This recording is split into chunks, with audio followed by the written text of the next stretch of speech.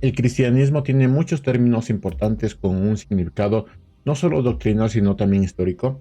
El término denominación es uno de esos términos y es importante que usted sepa a qué se refiere.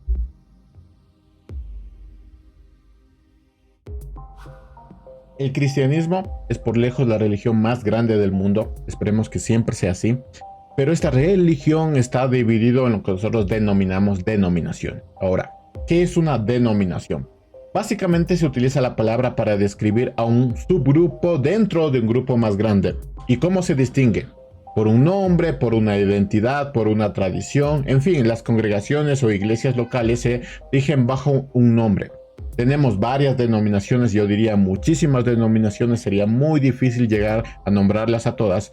Y a eso hay que sumarle alianzas, organizaciones protestantes, organizaciones misioneras e incluso iglesias que se denominan no denominacionales, pero por su volumen, por su estructura, en sí mismo ya son una denominación, es decir, ya tienen un nombre, una identidad y una tradición.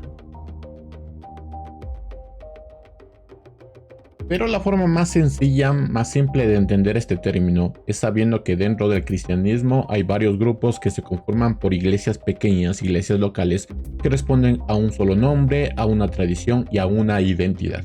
¿Cómo nacen las denominaciones? Para no hacerles el cuento largo, el cristianismo nace con Jesucristo y después de su partida, sus discípulos forman una comunidad de creyentes basados en las enseñanzas de Jesús. Pero es con Martín Lutero donde la palabra denominación toma el sentido que hoy tenemos. No empieza con Martín Lutero porque ya había varias posturas diferentes al catolicismo que hasta ese momento estaban representando el cristianismo, por ejemplo la iglesia ortodoxa.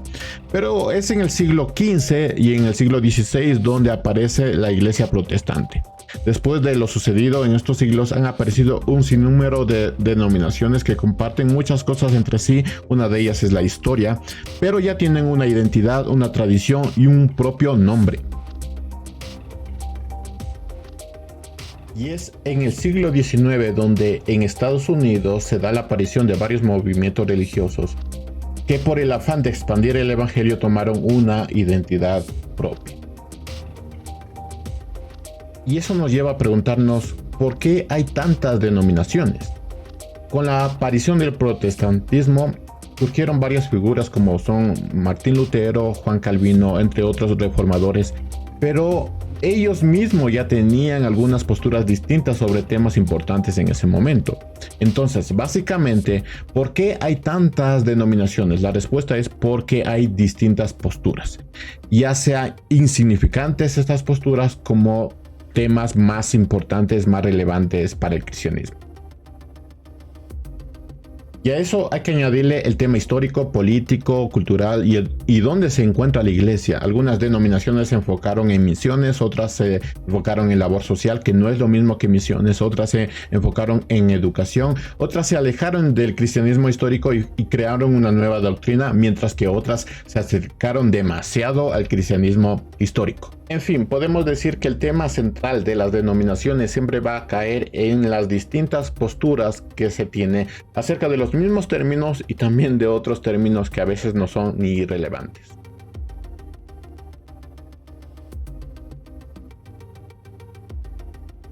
Lo bueno de las denominaciones es que al tener muchas congregaciones que no solo se mantienen firmes, sino que también se dedican a expandirse, podemos estar seguros que van a buscar levantar nuevas iglesias en sitios donde no lo hay.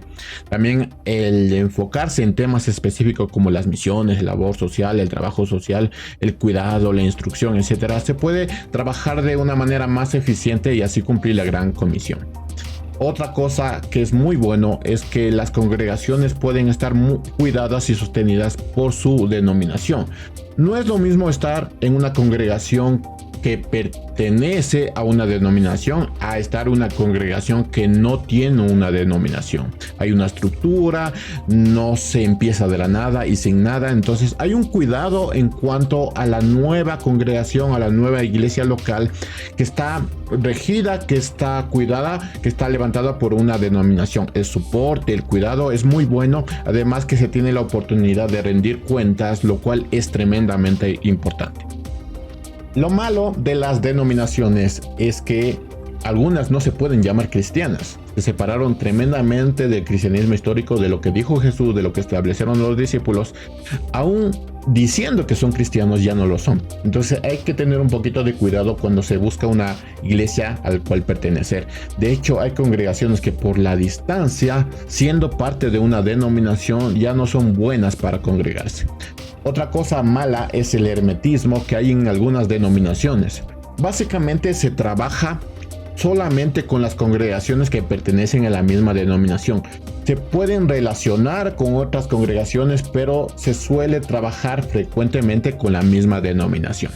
El cuidado por la tradición, por el nombre, por la postura, por la doctrina, es otra cosa muy mala dentro de las denominaciones. A veces se cuida más la postura, el nombre de la denominación, que es lo que enseña la palabra de Dios. Aunque a veces creo que esto es un problema más de los que pertenecen a la denominación que la propia denominación. En fin, solo estoy mencionando las cosas buenas y las cosas malas superficiales.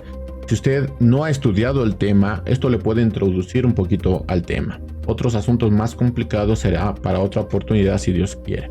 Que el Señor les bendiga.